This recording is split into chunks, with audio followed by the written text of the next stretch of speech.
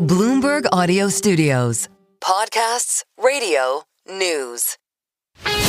This is Bloomberg Businessweek Daily, reporting from the magazine that helps global leaders stay ahead, with insight on the people, companies, and trends shaping today's complex economy, plus global business, finance, and tech news as it happens. The Bloomberg Businessweek Daily podcast with Carol Masser and Tim Stenevec on Bloomberg Radio. Hey, I want to take a look at what's going on with Google shares in the after hours right now. We were talking about the surge higher as a result of this ruling that emerged. Shares still up 5.6%. I feel like we woke up, like something was happening. Oh, well, absolutely. Google doesn't have to sell its popular Chrome web browser. A federal judge ruled Tuesday in the Justice Department's landmark antitrust case against the search engine. The ruling allows Google to avoid one of the most severe remedy requests from the U.S. government after the court found that the company had an illegal monopoly in the search market. The judge did bar Google from entering into exclusive contracts for internet search. All right. We knew we wanted to talk with our Mandeep Singh of our Bloomberg Intelligence team. He's here in studio. Google shares are up. I mean, was this expected, first of all? No, I think that's Right? why you see such an instant stock reaction, because the judge was quite vocal about how Google had created a monopoly because of all the assets, and Chrome was one of the most prominent assets that the judge focused on. So clearly, in this case, the fact that the ruling says that they don't have to divest Chrome, it's positive news. And look, all the exclusive arrangements with Apple and for their operating system, I think that was expected remedy. Really, I mean, it kind of allows Apple to pick the partner they want. There won't be an exclusive arrangement. But look, from an Apple perspective, they can still say Google has the best LLM and, they want to do business. So from that perspective, that's why Apple is up too. So, this sort of clears all the uncertainty for both the companies. Look, I'm going to ask a crazy question here. Do we care about search the way that we used to care about search, in the sense of typing something into Google, or increasingly do we care more about which LLM people choose? Well, so the search market has definitely expanded because of generative AI. So think of how Google had a 90% plus share. I'm sure if this lawsuit came to the scene and the hearing was happening now, the judge would say Google doesn't have 90% plus share, because ChatGPT has got 1 billion monthly active users. It's got the query volume, not comparable to Google, but almost, 1/3 of Google. And so that search market is not the same as it was, probably 3 years back before the launch of ChatGPT. And from that perspective, I mean, look, the search pie has grown. The fact that Google owns Chrome is a big advantage. So when I look at generative AI deployments, browser is a critical aspect of how AI agents will be deployed. That's why you're seeing such a stock reaction, because everyone knows if you take out Chrome from Google, even if Google has their own chips and they have got their, own LLM, without a browser, the advantage just goes away. So divesting Chrome would have been a big, big blow. And, that's why the combined entity owning Chrome and owning all the other assets that Google has is such a big advantage when it comes to generative AI. Why are we getting, this ruling? And I guess I'm just bringing up, in a world where we have a White House that I think it's fair to say is transactional, and we have seen various tech executives make their way to the White House. Is there something that was going on behind the scenes that caught the attention? I don't know. What are you hearing? And I mean, there are obviously lobbies for these companies. It's not a surprise regardless of the administration. But look, in this case, clearly, as you said, the administration is transactional. And this was the best outcome for Alphabet. Not having to divest anything. There is another pending lawsuit, the ad tech lawsuit. But even if they have to divest something there, it's not that big of a deal as Chrome. Chrome is like the prized asset when it comes to Alphabet. When you think about YouTube and, all the other things, Chrome is right up there. Without a browser, generative AI deployments get hard. And that's where owning the distribution through Chrome is paramount for a company like Alphabet. We just want to point out shares of Alphabet are up more than 6% here in the aftermarket. And Mandeep mentioned that Apple shares are also higher. And Tim, they're up about 4% here. I want to bring in Tom Giles. He's senior executive editor for Global Technology. He joins us from our San Francisco bureau. Tom, this ruling obviously coming as a surprise to investors. Look no further than shares of Alphabet higher by 6.4% in the after hours. Why do you think that we got this ruling today? I mean, this is a huge sigh of relief, right? This is, as Mandeep said, they avoided the most harsh penalty here, which would have been selling Chrome, which, Google has woven into its products and is really an integral part of their value proposition to many customers. So major sigh of relief there. They're really allowed to continue to do a lot of the things that they have been doing. They're going to have to change certain terms, but something else that they will continue to be allowed to do is paying for browser placement. They can still make these big cash payments that give their browser, a special placement on a smartphone, for example. They just need to change. They can't have the kinds of exclusivity that they have used in the past. That's really what it came down to. And as we're still parsing the decision, so let me be clear about that. But what they said was that if we go too far and, for example, say no to these payments, that would be onerous to the larger ecosystem. That would hurt some of the small players, some of the manufacturers, some of the other players in here. And I don't think that the DOJ clearly does not want to do that at this stage. Remember that some of these decisions are going to be revisited. This is a 6-year decision. We just had some headlines on that. Google's going to have to continue to mind its P's and Q's in the coming years to ensure that it doesn't run afoul of this ruling. But on its face, the headline here is this is great news for Google. This is great news for Apple. And you're seeing it in those shares rallying as we speak. Yeah, as you said, we've got Alphabet up 6.25%, Tom, and then you've got Apple shares up 3.6%. So Mandeep, who beyond Apple and Alphabet are kind of watching this decision and maybe a little upset about it? I mean, remember the news when Perplexity wanted to buy Chrome and they put a value, I think it's $34 billion. Yeah, I was talking about this earlier. Yeah. Put Perplexity on the map. Yeah. Everyone was like, wait, you don't even have that cash, but that's okay. And even if Google had to divest Chrome, $34 billion is too low of a price tag for an asset, that has got over 3 billion monthly active users, that is at the core of deploying generative AI. I mean, that's why,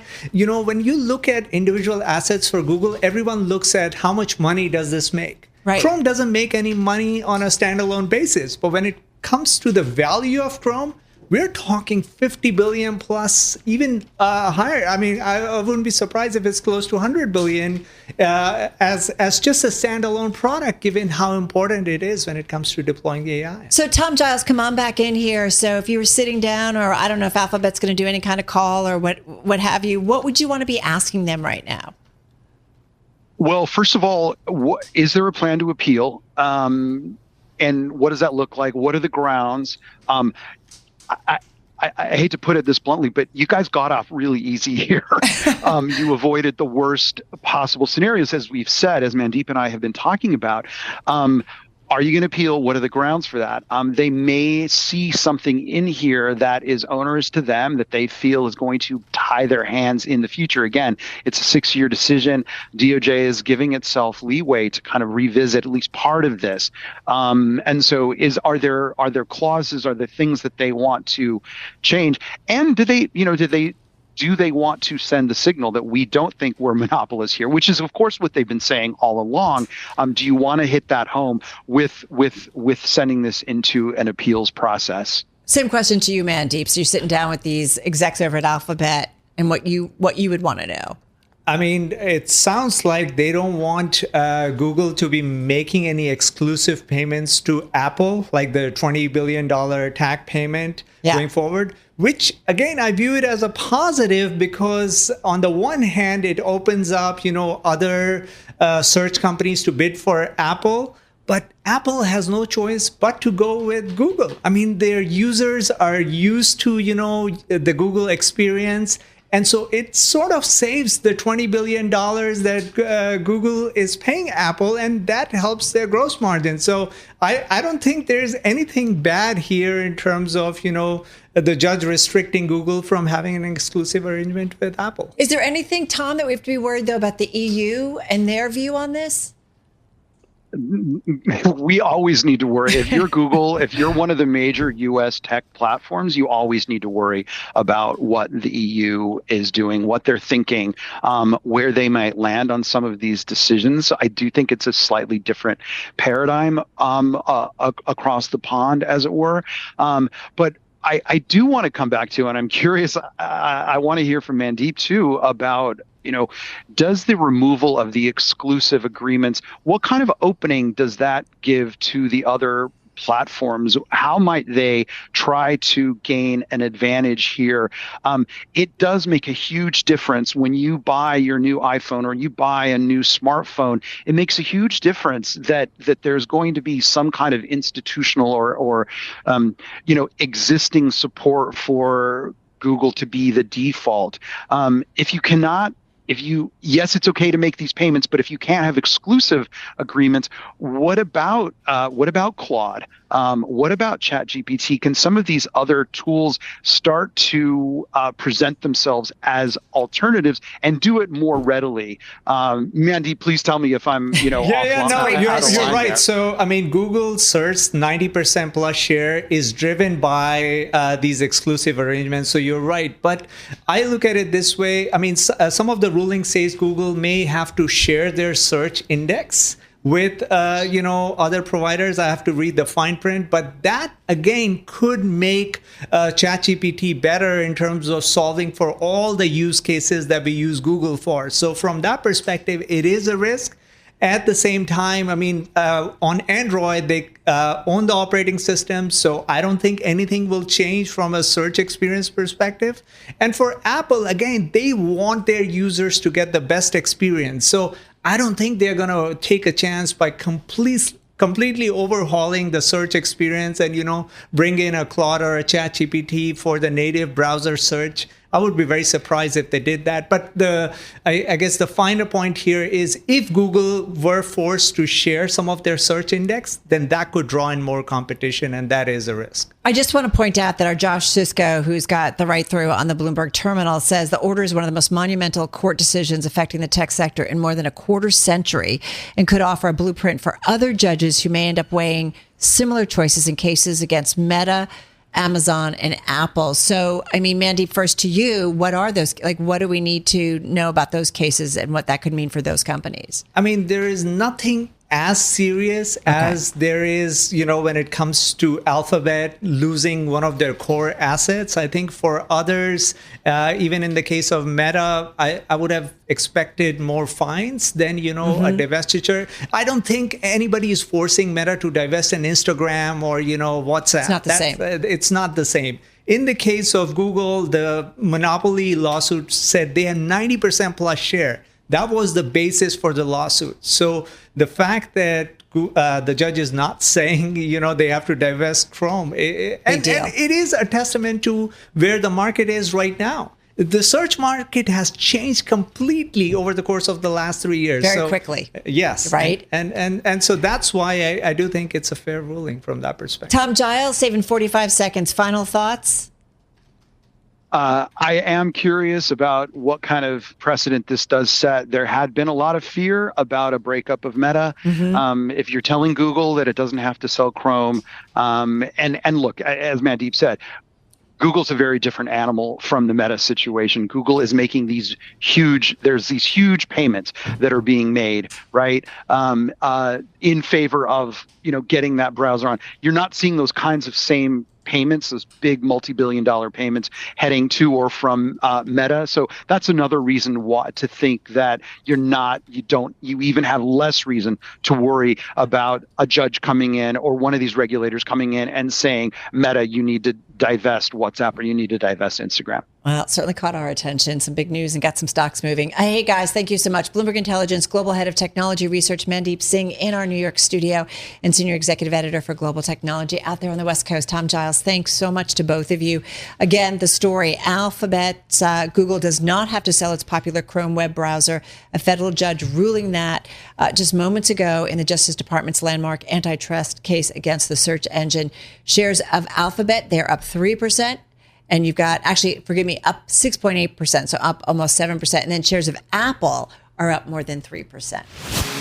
Stay with us. More from Bloomberg Businessweek Daily coming up after this.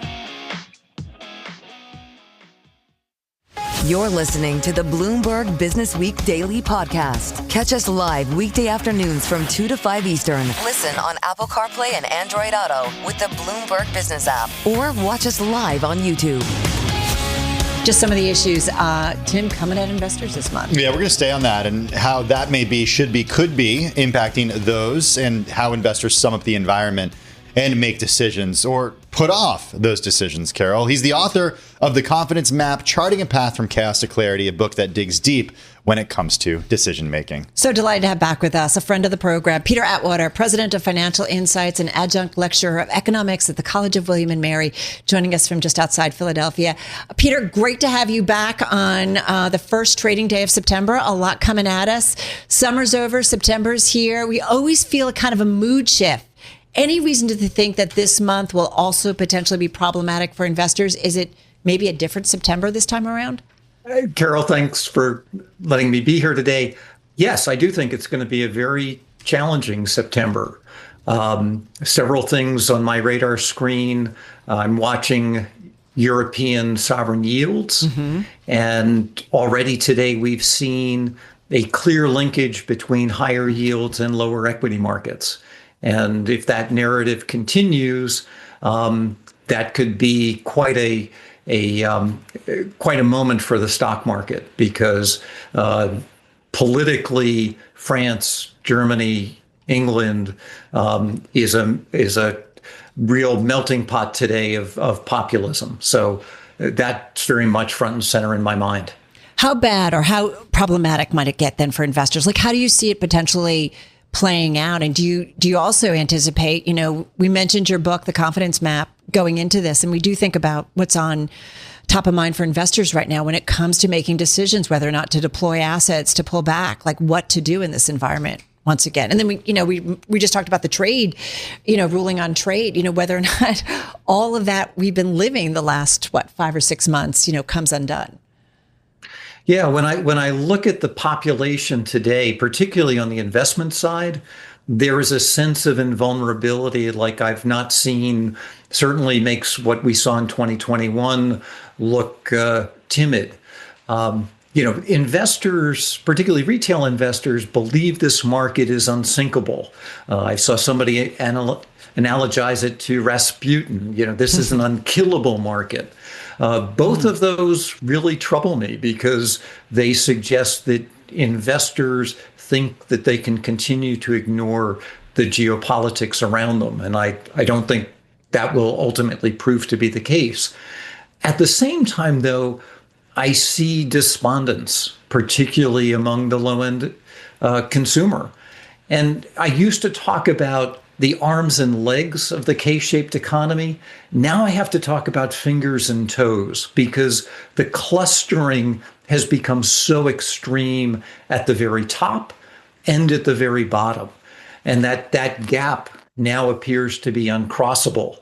And as we see over and over in history, shared powerlessness is something that unites those at the bottom. And so I think policymakers on both sides of the aisle need to be attuned to that.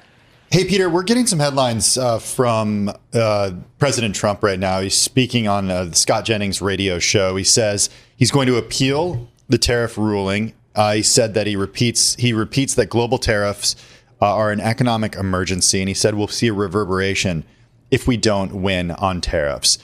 How in your view, should investors be thinking about this? Because you talk a lot about chaos and clarity, and I think there's more chaos than clarity. I think it's fair to say right now when it comes to at least the policy as a result of legal battles as a result of, the back and forth with these lawyers, with these rulings. It's not necessarily clear what is happening.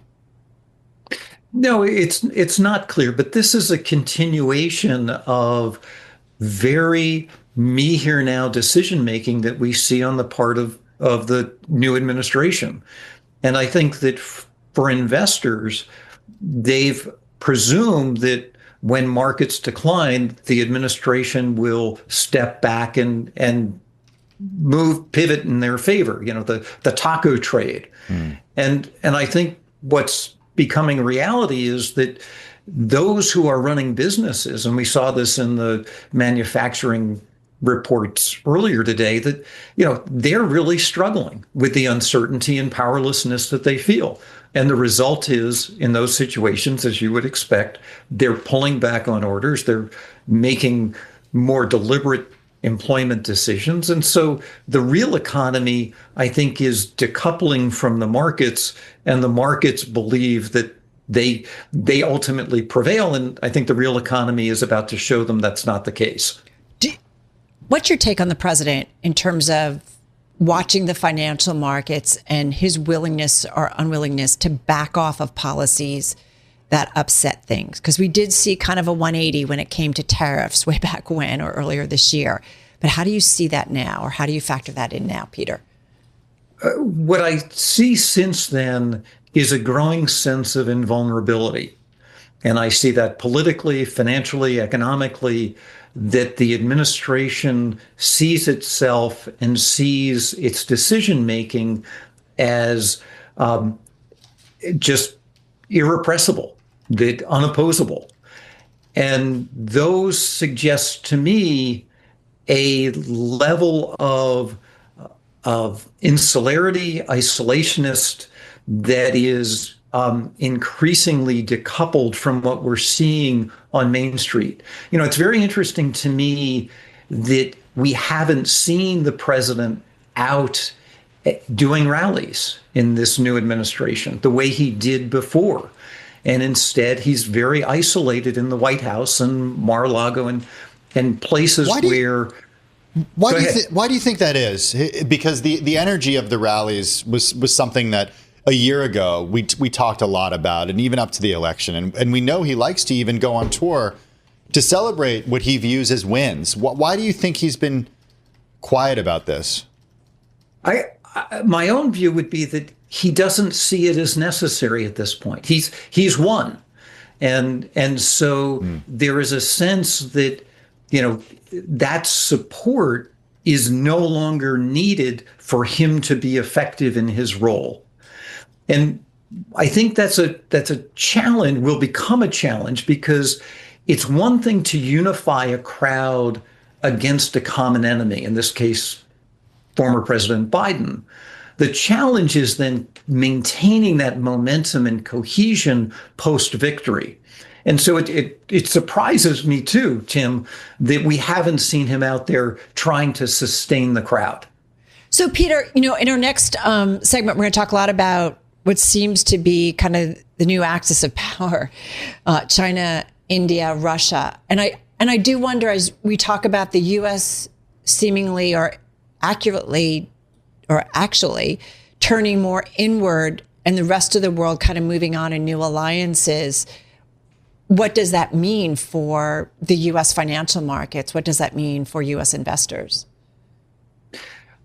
I think you're seeing not only the United States turn inward, but Europe turn inward. Right. It too is pulling back, and not only globally, but among itself. And so it's very interesting to me that we have a Western world that is increasingly isolationist at a time that the Eastern world appears to be coming together. Now, having said that, we're talking about three very dominant, independent, nationalist leaders who today it is very convenient for them to create what looks to be cohesion against the West. But I wouldn't underestimate that if confidence drops in those geographies, they too will become very inwardly focused. We're talking with Peter Atwater, President, Financial Insights, Adjunct Lecturer of Economics at the College of William and Mary, and of course, the author of The Confidence Map. Do you not buy the images, what we're seeing in all the footage, the handshaking, the laughing between President Putin, President Xi Jinping, and of course, Prime Minister Modi? Do you not buy it? Is it just for the cameras? No, I do buy it. I buy it particularly symbolically that it behooves them to demonstrate that they are cohesive against the new administration. But it's one of those cases where, my enemy's enemy is my friend.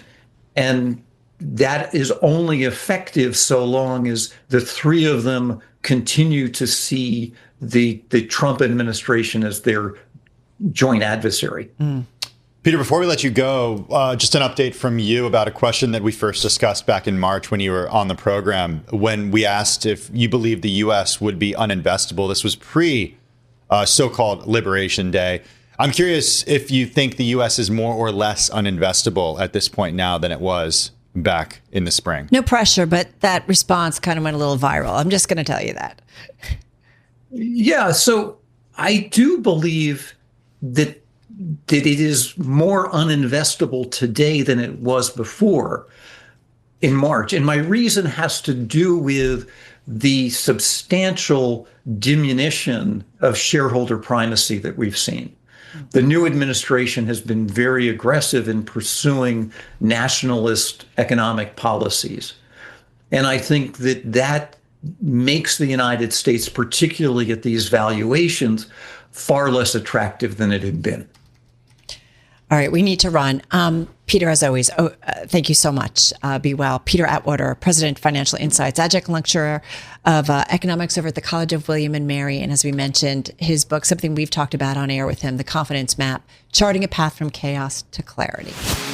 Stay with us. More from Bloomberg Businessweek Daily coming up after this.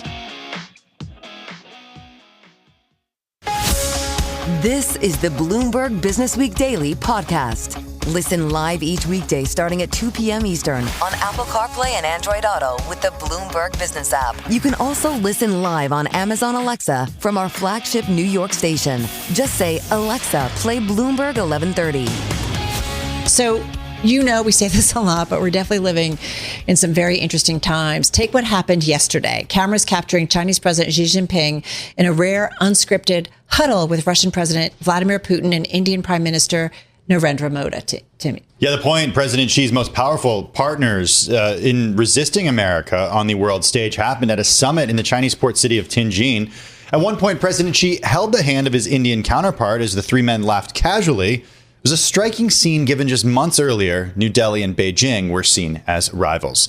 Here's Leland Miller, co-founder and CEO of China Beige Book, taking note of the deepening relationship between India and China earlier on Bloomberg Surveillance. If you look what's happening with India right now, India doesn't want to be looking around the room and see China on the left and Pakistan on the right and Belarus across the room. I mean, it would rather be in a group of countries, the United States and others, and strengthening trade relations there. But it will push back if it thinks it's being pushed into a corner. And so we're seeing a situation where China is becoming an attractive option because it's not the United States right now. All right, that is Leland Miller, co-founder and CEO of China Beige Book, earlier on Bloomberg Surveillance on Bloomberg Television. Let's get to it and explain or get a little bit more detail on how she sees what the cameras captured at the meeting of leaders of China, India, and Russia, and what's really going on behind the scenes. Back with us is Wendy Cutler. She's VP, Vice President of Asia Society Policy Institute. She joins us from the nation's capital. Wendy, good to have you back on with Tim and myself. So let's go there. You spent 3 decades as a diplomat, negotiator in the Office of the U.S. Trade Representative. The significance of what was captured on cameras of those three leaders. Let's start there, and then what you think might be going on behind the scenes. Quite a big, important week on the other side of the world, where three of the most powerful leaders in the world really showed an affection and agreed on an agenda going forward.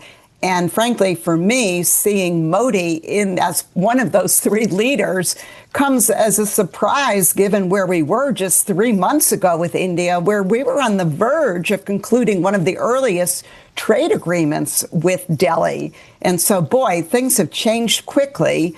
I'm not saying that Modi is all in with Xi Jinping and Putin, but he sure looked comfortable this past weekend with his fellow leaders. Is there a way, in your view, for the U.S. to bring India closer or back to the point where it was, as you say, 3 months ago? Obviously, last week with those 50% tariffs that went into effect was a big deal between the relationship between these two countries. But is there a way to go back to what it was? I think it's going to be really hard to get back to where we were 3 months ago, but I do think that we can move in that direction. And the best step forward would be to find a way to agree on a trade agreement with India. We got very close. There were very few issues left, including, the extent we could open up India's dairy market. And given the importance of this geostrategic relationship, I would hope that we could find a way forward on the trade front, allow for the relaxation of the tariffs, and move in the direction of getting this relationship back on track. But I think some permanent damage has been done, no doubt about it. Well, that's, Wendy, when I see these pictures, I mean, these are very important leaders. And, it's not mean girls and they're like, don't like a girl. And, they're just like, let's get together to like tick somebody off. I mean, these are leaders of very important countries, geopolitically, economically. What they do matters. So it's not just something you do casually, right? So as you say, this is pretty significant. And this is going to have a lasting impact beyond President Trump being in the White House. Absolutely. It took us 20 years through a number of administrations to warm relations with India to the point we were 3 months ago. And it's always easier to build, to destroy relationships or to hurt them versus to build them. So this is a big setback. That said, I think we should also keep in mind that India and China, there's a lot going on between those two countries. And while relations may warm up, they have some serious challenges that have plagued their relationship, including a border dispute, including a large and growing Indian trade deficit with China, and the fact that China is flooding India, like other countries in the region, with a lot of exports that are displacing its local production. So again, I think we just need to kind of keep this all in mind as we sign off the United States and say China and India are best friends. I think each of those leaders knew what they were doing. They wanted to show the world that, they're a group and they're working together, but they're also very skilled politicians. And I think there was a reason why each of them wanted to send that message to Washington, in particular this weekend. On China and Russia specifically, we're getting comments from President Trump right now. The Scott Jennings show is playing a recording of an interview that was done by the president recently. The president says, quote, he says, quote, they'd never use their military on us, talking about Russia and China, and he's not concerned about China and Russian ties. Should the president be concerned about China and Russian ties? Yeah, I think every president, every administration should be concerned. That said, these ties have been strong for many years, and Xi Jinping and Putin have met, over like close to 50 times since both of them have been in office. So those ties are going to continue to be close. But to say we don't care or that's not a big deal, I don't really agree with that. I also think that for this administration, they're looking to improve their relations not only with Russia, but with China as well. And so in some ways, it's in their interest not to look like they're working against those two countries working together, but more trying to be more nonchalant about it. Wendy, something I want to ask you, and also the president speaking, as Tim mentioned on Scott Jennings' radio show, another headline is the president repeating that the global tariff situation or global tariff is an economic emergency. There are some that would argue that the U.S. needed to step up its efforts to protect its markets. And it wasn't just a Republican thing. It was a Democratic thing as well. If you think about the pushback specifically against China, the pandemic revealed how much of our supply chains were overseen by China. So what the president is doing and his team are doing does make sense to you. What doesn't? Well, here's the deal. There are a whole number of trade laws that the president could use to pursue our trade agenda against China. He used Section 301 of our trade law during Trump 1.0.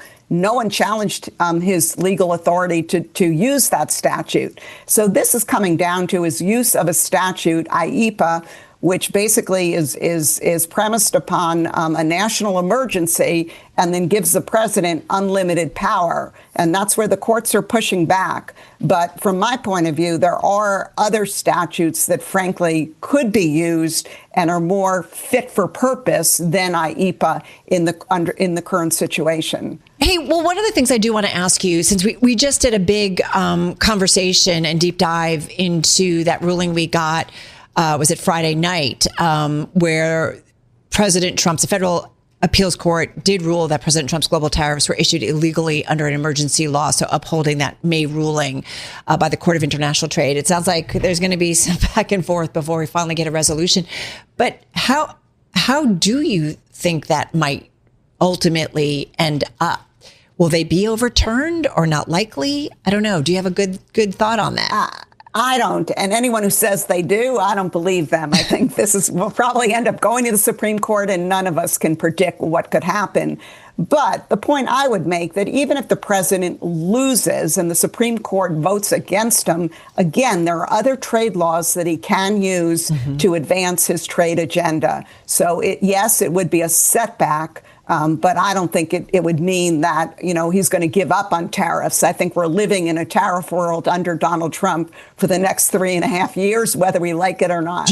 Do you think that it will just be for the next 3.5 years and the next president, even if it's a Democrat, would actually remove these tariffs? Because this is a significant source of revenue for a government that likes to spend money, whether you're a Republican or a Democrat. That's what we've seen in take place in the White House, and one that has now, thanks to the new tax bill, has lost some serious sources of revenue. And the other point I would add is that Biden kept many of the Trump tariffs in place as well. So I think you make an excellent point. That said, the next president may have, a different agenda in putting a lot of emphasis on trying to work more closely with our allies and partners. One of the first things they're going to ask for is a relaxation of tariffs.